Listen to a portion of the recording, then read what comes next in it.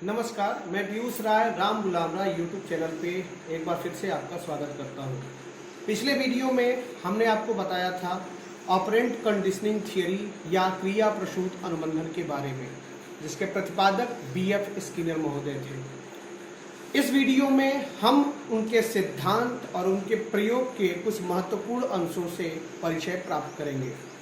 BF Skinner महोदय ने जो सिद्धांत दिया था, उस सिद्धांत पे इन्होंने सीखने के दो प्रकारों की चर्चा की थी।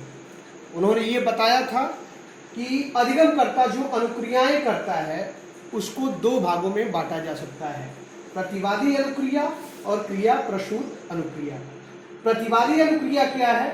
प्रतिवादी अनुक्रिया वो है जो स्पष्ट उद्दीपन से उत्पन्न होती है और साथ ही साथ उसका स्वरूप अनैच्छिक होता है। जैसे कि जो आपने पावलोव की क्लासिकल कंडीशनिंग को जाना, उसमें प्राणी के समक्ष स्पष्ट उद्दीपन के रूप में भोजन प्रस्तुत किया जाता है और प्राणी अपनी अनुक्रिया को लार टपकाना के रूप में प्रस्तुत करता है, जिसका स्वरूप अनैच्छिक है। तो इस प्रकार जो क्लासिकल कंडीशनिंग थियरी थी, उसमें प्राणी की अनुक्रिया प्रतिवादी अनुक्रिया कही जाएगी। वहीं जो ऑपरेंट कंडीशनिंग थियरी थी, उसमें प्राणी की अनुक्रिया क्रिया प्रसूत अनुक्रिया कहलाएगी। क्यों? क्योंकि जो क्रिया प्रसूत अनुक्रिया है उसका स्वरूप ऐच्छिक होता है और साथ ही साथ वो अस्पष्ट उद्दीपन के द्वारा उत्पन्न होती है। एक बार फिर से जानेंगे, जो अनुक्रियाएं हैं अधिगम की, वो दो तरह की है, एक प्रतिवादी अनुक्रिया और दूसरी क्रिया प्रसूत अनुक्रिया। प्रतिवादी अनुक्रिया वो है जो स्पष्ट उद्दीपन से उत्पन्न होती है और जिसका स्वरूप अस्पष्ट होता है, जिसका स्वरूप अनैच्छिक होता है।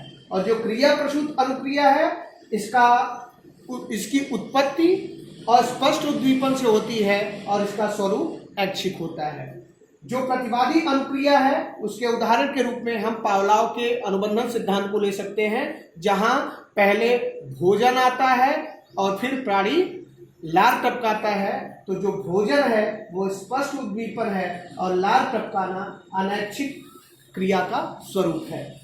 इसके विपरीत क्रिया प्रसूत अनुबंधन में जो उद्दीपन है वो अस्पष्ट है, वो पुनर्बलन के रूप में आता है और प्राणी की अनुक्रिया के बाद आता है, इसलिए उसका स्वरूप, उसकी उत्पत्ति का स्वरूप अस्पष्ट है। और साथ ही साथ जो उस अनुक्रिया का स्वरूप है वो ऐच्छिक है।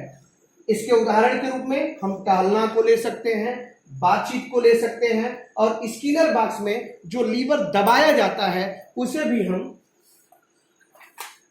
हम क्रिया प्रसूत अनुक्रिया के रूप में ले सकते हैं। यहां एक उदाहरण है टहलना। टहलना किसका उदाहरण है? क्रिया प्रसूत अनुक्रिया का। हमने आपको बताया कि इस तरह के प्रश्न प्रतियोगी परीक्षाओं में पूछे जाते हैं और ये एक प्रश्न आपके समक्ष है। टहलना एक उदाहरण है। टहलना एक उदाहरण है प्रतिवादी अनुक्रिया, क्रिया प्रसूत अनुक्रिया, अनुबंधित प्रतिवर्त अनुक्रिया, इनमें से कोई नहीं। इसमें सही विकल्प का आपको चयन करना हो तो उसका सही उत्तर होगा क्रिया प्रसूत अनुक्रिया। प्रश्न संख्या 8 है और इसका ये उत्तर कुंजी है 8वें का ख, और इसी का जिक्र यहाँ पे किया गया है। जो क्रिया प्रसूत अनुक्रियाएं हैं, जिनकी उत्पत्ति अस्पष्ट उद्दीपन से होती है और जिनका स्वरूप ऐच्छिक होता है, उदाहरण के रूप में टहलना, बातचीत और स्किनर बॉक्स में जो चूहा था वो लीवर को दबाता है, वो भी क्रिया प्रसूत अनुक्रिया थी। अब बात करें टाइप एस कंडीशनिंग और टाइप आर कंडीशनिंग। जो टाइप एस कंडीशनिंग है, ये पावलोव के अनुबंधन को हम टाइप एस कंडीशनिंग की संज्ञा देंगे और टाइप आर कंडीशनिंग, जो कि क्रिया प्रसूत अनुक्रिया से अनुबंधित होती है और उत्पन्न होता है, उसको टाइप आर कंडीशनिंग कहेंगे, जो कि स्किनर महोदय का सिद्धांत था। अब बात करें पहले महत्वपूर्ण अंश के पश्चात दूसरे महत्वपूर्ण अंश की, तो वो है पुनर्बलन। पुनर्बलन क्या है? सबसे पहला प्रश्न ये है। तो पुनर्बलन एक उद्दीपन है जो किसी अनुक्रिया को भावी भविष्य में होने की संभावना को बढ़ा देता है। अर्थात पुनर्बलन कुछ इस तरह की भूमिका निभाता है जिसके द्वारा उद्दीप्त होकर प्राणी किसी भी कार्य व्यवहार को भावी भविष्य में बार बार दोहराने का प्रयास करे। पुनर्बलन को मुख्यतः दो भागों में बांटा जाता है, धनात्मक पुनर्बलन और ऋणात्मक पुनर्बलन। जो धनात्मक पुनर्बलन है इसके उदाहरण के रूप में पुरस्कार, भोजन, पानी आदि है। और धनात्मक पुनर्बलन को अधिक प्रभावी माना है स्किनर महोदय ने भी, जबकि जो ऋणात्मक पुनर्बलन है जहां तीव्र रोशनी, तेज आवाज, बिजली का झटका और दंड आदि उदाहरण के रूप में आते हैं और इनको धनात्मक पुनर्बलकों की तुलना में कम प्रभावी माना जाता है। तीसरे मुख्य अंश की बात करें तो यहां जिक्र किया जाएगा पुनर्बलन अनुसूची का।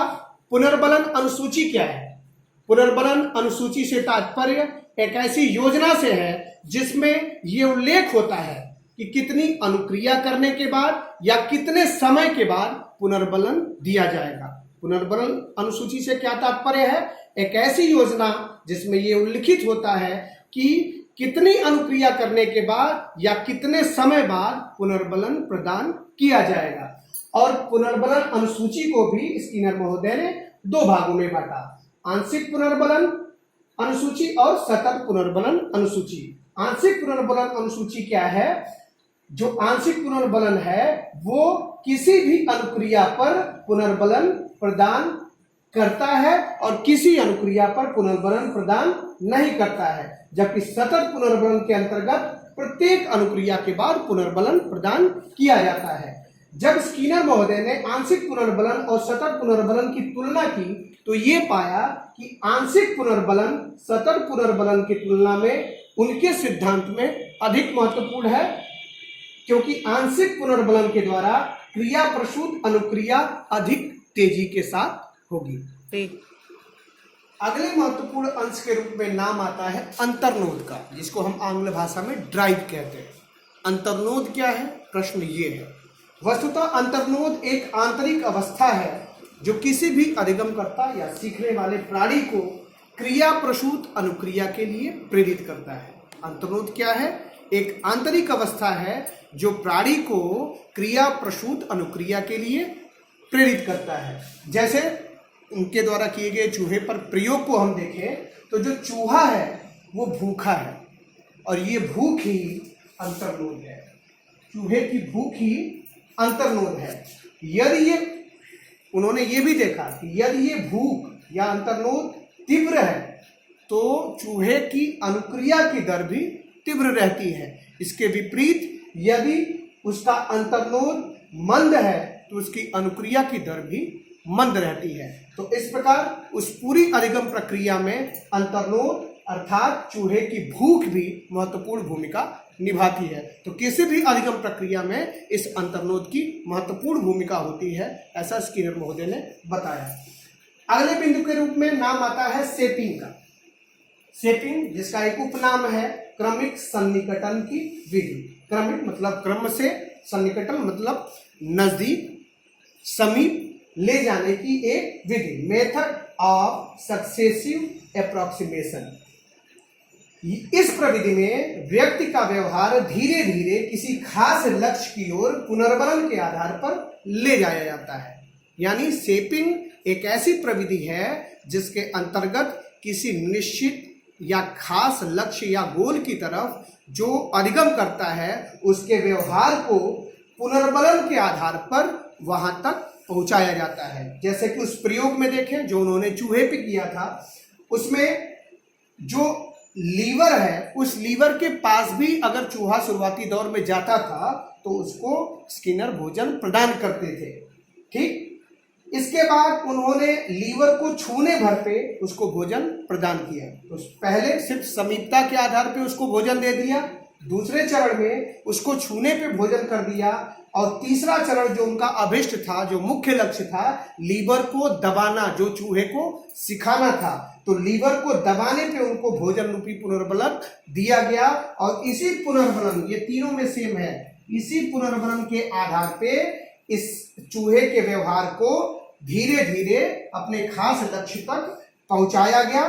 तो इस प्रकार इन्होंने इस क्रमिक सन्निकटन की विधि को भी अपने प्रयोग में स्थान दिया। तो इस वीडियो में हमने परिचय प्राप्त किया क्रिया प्रसूत अनुबंधन सिद्धांत के प्रमुख अंशों के बारे में। अगली वीडियो में हम जानेंगे इसकी प्रमुख शैक्षिक उपयोगिताएं। तब तक के लिए इजाजत दें। धन्यवाद।